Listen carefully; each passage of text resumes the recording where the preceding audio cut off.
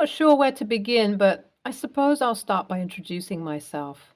My name is Sarah, and I'm a 28-year-old woman who got married to my now husband, John, 6 months ago. John and I have known each other since high school, and we were always good friends, but we didn't start dating until a few years ago. We actually reconnected at our high school reunion 2 years ago that we both attended and started talking at. I found out that he was a single dad with a 2-year-old son. Apparently, his kid's bio mom didn't want to be in their life, and so he was raising the kid by himself. I just melted when I heard that. We started talking over Facebook after that and discovered that we only lived around 40 minutes away from each other. After that, we started going out sometimes and soon started dating. I met his son, and honestly, it was like love at first sight. Things got serious with John as well, and we decided to get married. Less than a year after running into each other at that fated reunion. It might seem like a bit of a hasty decision, and after what happened, I can confidently say that I regret it. But back then, it just felt like we were meant to be. I thought I had found my perfect family. One thing about John is that he has always been an adventurous guy who loves to travel and explore new places. He actually met my stepson's bio mom during one of his trips. I'm more of a homebody, but I love John and was willing to go along with his plans. Before we got married, John told me that he had planned a 2-week trip to Europe for us to take after our wedding.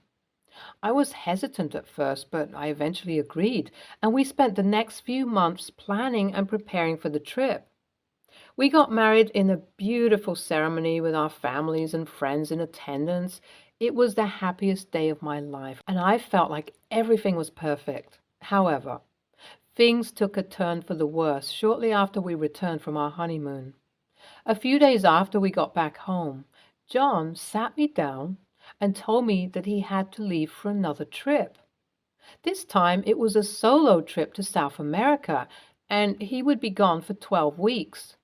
I was shocked and upset that he would leave me so soon after our wedding, but John reassured me that he would be back soon and that he loved me.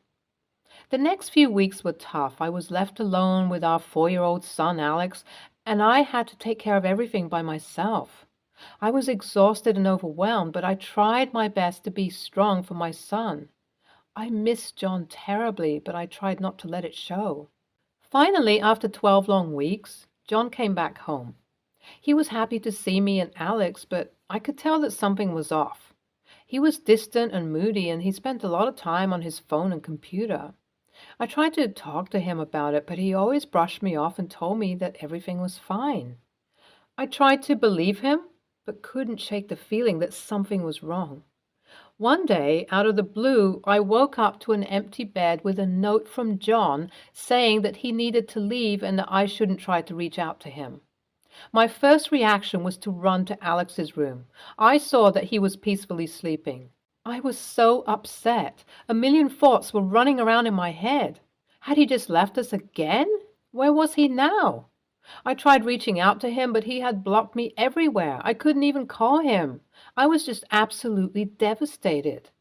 A week after John left, his mother showed up at our door. I was surprised to see her, but I welcomed her inside. She seemed nice initially, but as soon as we sat down to talk, she started berating me and accusing me of ruining John's life. According to her, I was a terrible wife who didn't support John's dreams and ambitions. She said that I was holding him back and that he would be better off without me. I was shocked and hurt by her words, and I tried to defend myself, but she wouldn't listen.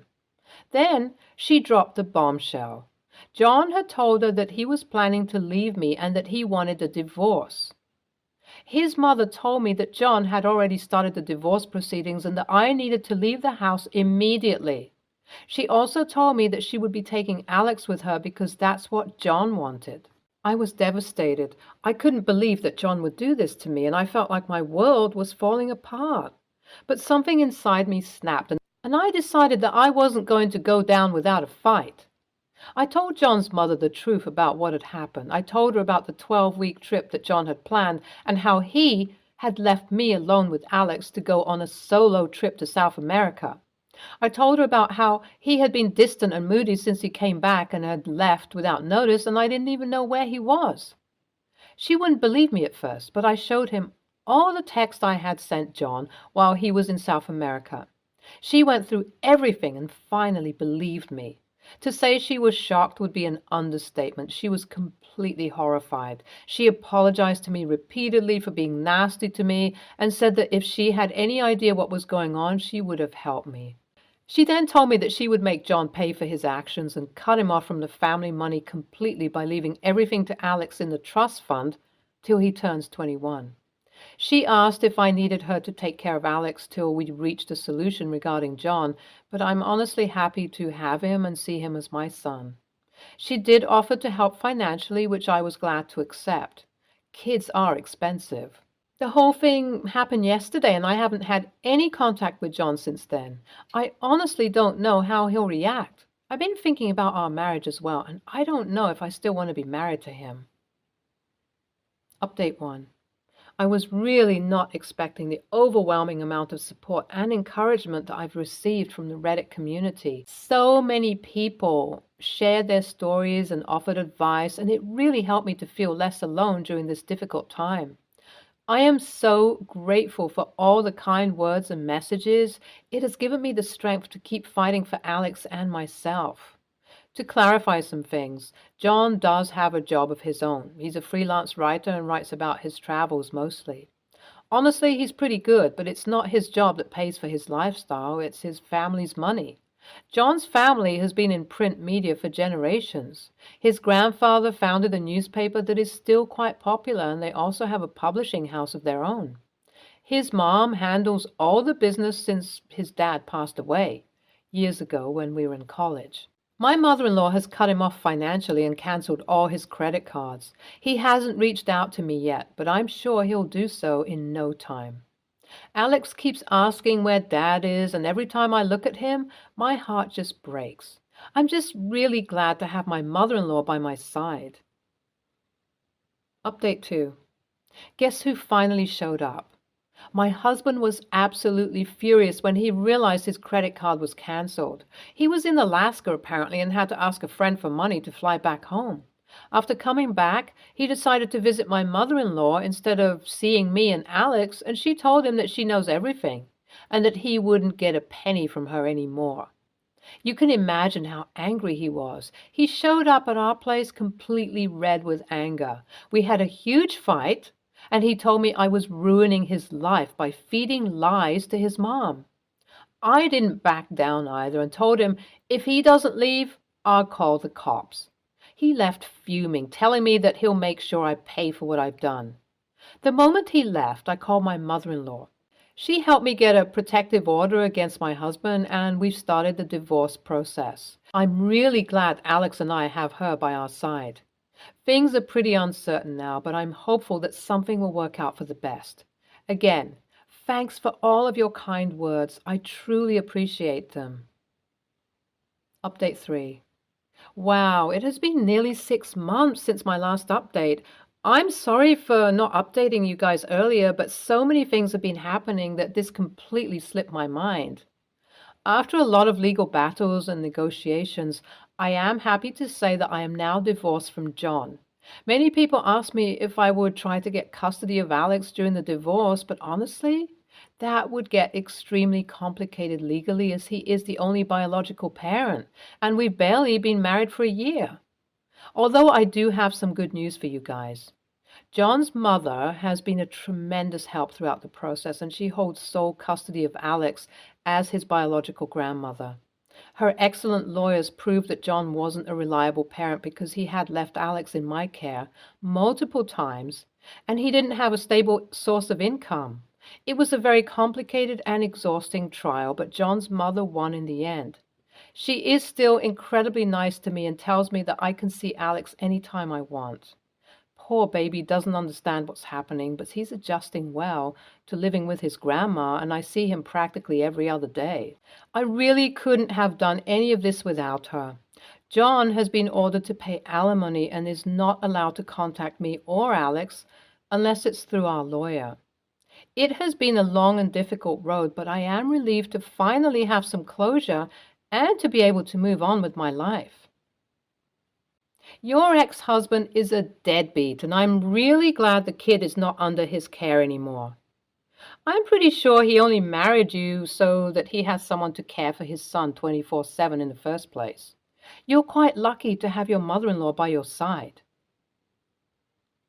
Opinion 2. Some people don't deserve to be parents. You have handled this situation quite well, OP. I honestly don't know what I would have done in your situation. I'm glad Alex is in a safe home now and that you've managed to get rid of your pathetic husband as well. Good luck in the future. Next story.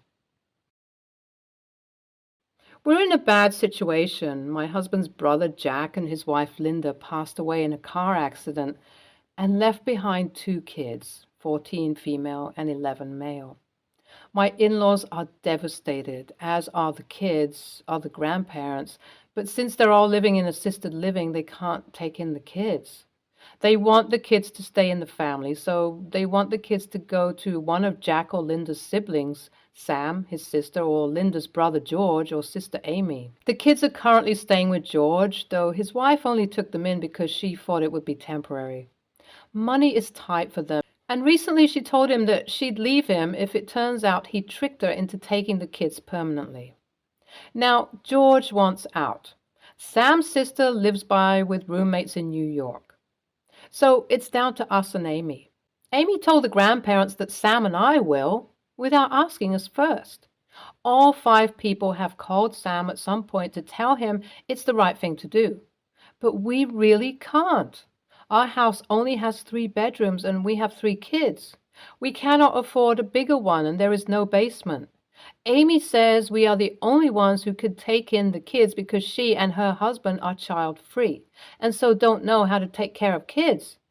And if we don't, we'll likely be responsible for her brother's divorce. She says since both me and my husband work, we have the extra income and we already have 3 kids, so what's 2 more? The income part is not true. We're tight on money too. Also, Linda's sister is married to a Big 4 consultant who makes more than both Sam and I combined. So I don't understand why she can't take the kids and learn to parent. She just says she and her husband travel a lot. He travels for work, but she likes to tag along. Last night, my in-laws called again to beg us to take the kids. Sam is thinking about giving in, but I told him no. I'm already working longer hours just to make sure our kids have college fund. Also, I didn't work those all-nighters just so my kids could either not go to college or take out huge debts.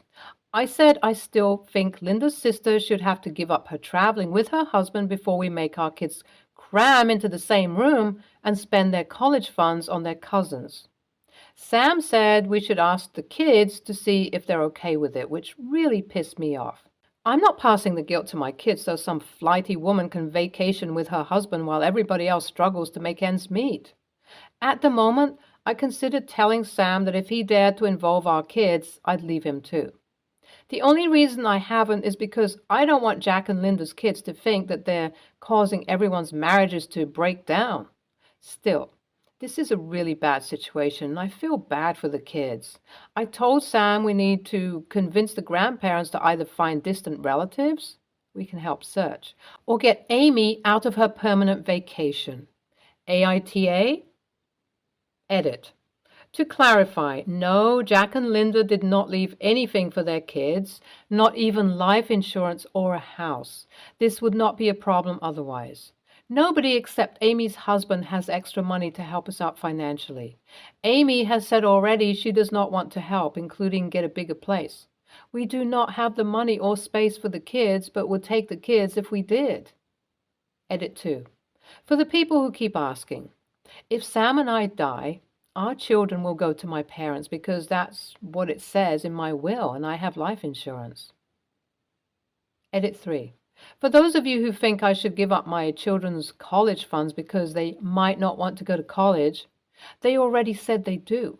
I did not start taking extra work to save for them until I talked about college with them. You do not get to make decisions for my children any more than Amy does. Update.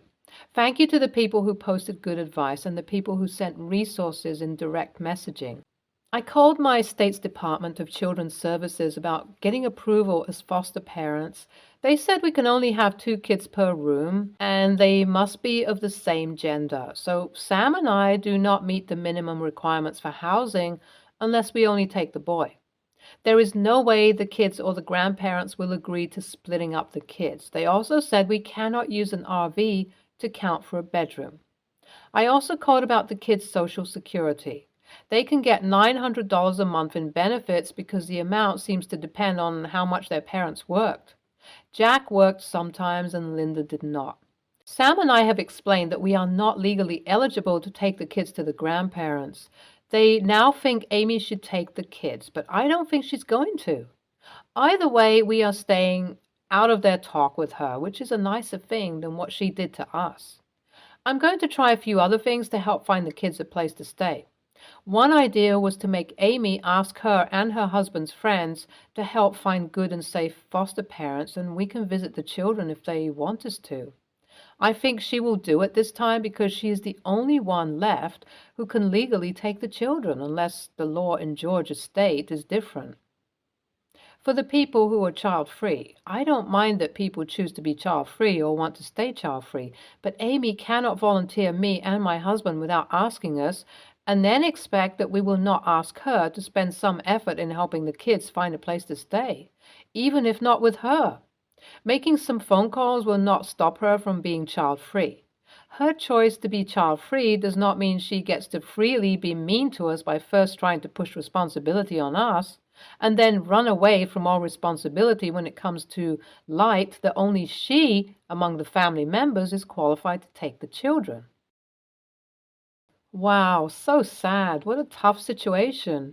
Clearly, this won't be easy on anyone. If your well-off relatives don't want to take in the kids so they can maintain their lifestyle, and you can't manage it financially, would it be possible to work out a situation where you take in the children, but they contribute financially toward their upbringing?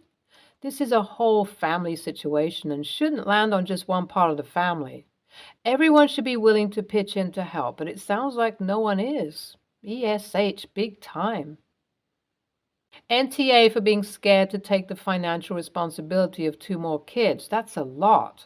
It sucks that you were just told that you had to take on this task without being asked, and because other adults choose their lifestyle over 2 kids that just lost their parents. But this is where you are in life. Do you have to take on the task of raising these children? No. You are under no obligations and you can choose to walk away. But before you do so, ask yourself, can you live with that guilt?